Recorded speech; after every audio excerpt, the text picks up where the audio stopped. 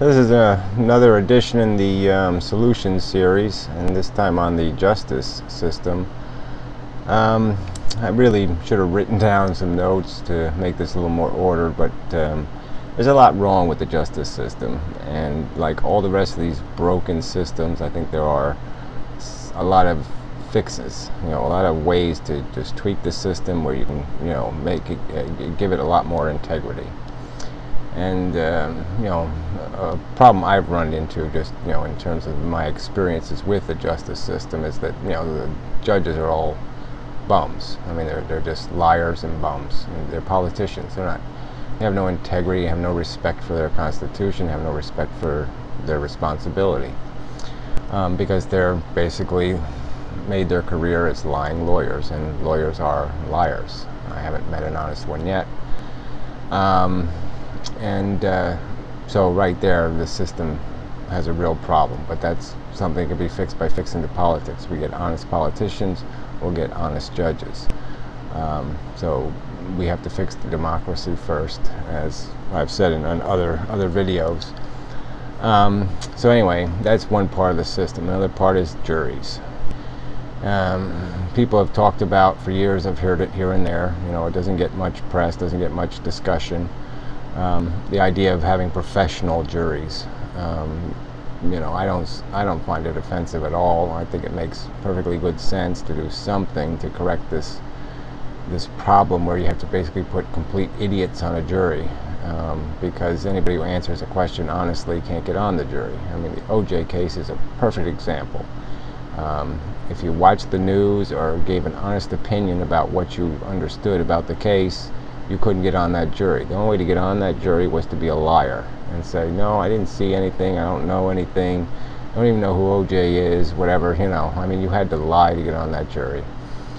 And so I would think, I think anyway, we could have higher standards. So even if we didn't go to professional jurors, which I think would make sense, I think it would save us even money in the long run anyway, because we would have to go through this whole process of, pulling people out of work and pulling them out of the real world, and interviewing them and go through all this stuff, because we would have people could make $30,000 or $40,000 or $50,000 a year to serve on juries, and they'd be obligated, and they'd be informed, and they'd understand the process.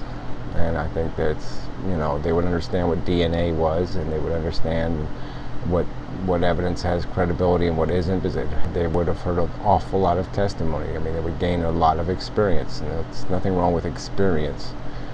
So anyway, even if people won't go for that, which I don't know why they wouldn't, just because it's, people just get so caught up in this idea that we have to do everything the way they did 300 years ago or 200 years ago. It's really stupid.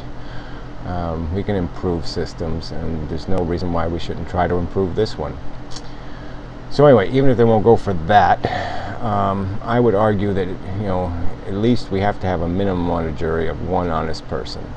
So I would say that the foreman of the jury, to be a foreman on a jury, that individual would have to take a polygraph examination. They could have these people on staff at the court, and they could just do a nice, 40-minute examination, and just to make sure that they had this person could pass a lie detector test.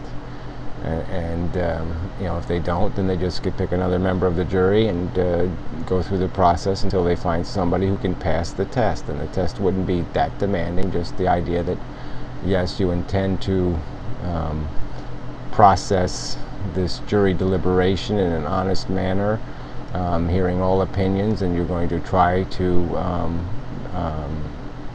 ensure that justice is served. And, just some kind of simple statement like that. And that you're not carrying any bias, and you have no intention to do anything counter to the intent of this judicial process. And so at least, like I said, we'd have at least one honest person on the jury, and I think that would do a lot to eliminate, these really horrible juries there have been. I mean, I've seen, OJ cases, the only example. There's cases, I saw a case against GM because one of their trucks exploded. from a side impact, a truck made in the 60s, and it was just so outrageous, and it was a $30 billion judgment against them, and it was just, the evidence was just preposterous. A guy crashes into a truck, a drunk, at 70 miles an hour into the truck in an intersection, hits it in the side, and the truck catches fire. Big surprise. It was just disgusting. But anyway, I mean, I'm no fan of corporations, but it was just the silliest lawsuit I had ever seen. And obviously the jury was morons. I mean, they didn't even, they didn't think gasoline spilled on the ground would burn. And, just idiotic. But anyway, won't even go there.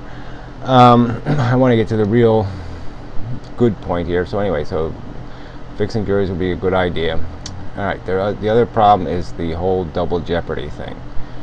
Obviously, yeah, we don't want to be having people just getting harassed by crazy prosecutors, okay, out to get them. So yes, double jeopardy makes sense, okay? So the idea that you can't be tried twice for the same crime makes some sense. Makes a lot of sense even. But there's no reason why we shouldn't have a safety net. We shouldn't have a plan B when things go preposterously wrong, like they did in the OJ case. There's no reason, there's a ton of murderers out there that have gotten away with murder. And everybody knows it, I mean, everybody knows they're murderers. And they got away with it just because the first prosecution screwed up and they don't have a right to prosecute a second time, even though they have, decisive evidence. It doesn't matter. And so, yeah, in the OJ case now we have him videotaped in his Bruno Mali shoes. I mean, we have him. He's caught. He's dead, on the evidence. We don't even need the blood evidence anymore because we see him wearing the murder shoes. So anyway, we don't even go in there. But the point is that there are cases where this is gratuitous. The guy's gotten away with murder, and we should do something about it. We shouldn't let that happen. And all we have to do is make a simple change. I mean, if we gave the Supreme Court the right to reopen 5 cases a year. I mean, I would say if 10 would be better, but whatever. I'll just go for 5. Look, these are the highest court in the land. These are the most theoretically responsible, intelligent people our society can, generate. I think we can give them this responsibility, and I think there's nothing but we only gain from it.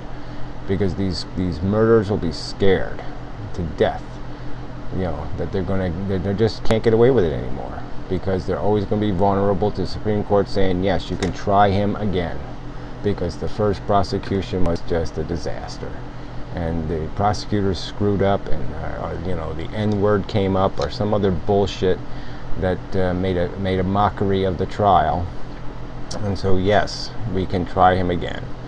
And like I said, how many, at the worst case scenario, 5 people in America get harassed by the Supreme Court. Best case, that's the worst case. And even in that worst case, all the OJs and the rest of them would still be scared to death.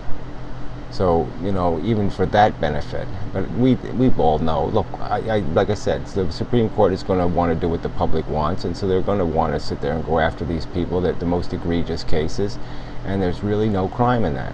I don't see anything dangerous here, nothing but benefit. And we fix the liability of double jeopardy. So we're no longer paying a price for it socially. We're no longer putting murderers back on the street based on stupid technicalities. But we'll still have realistically all the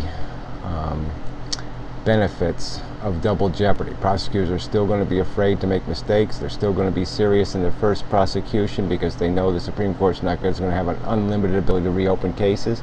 So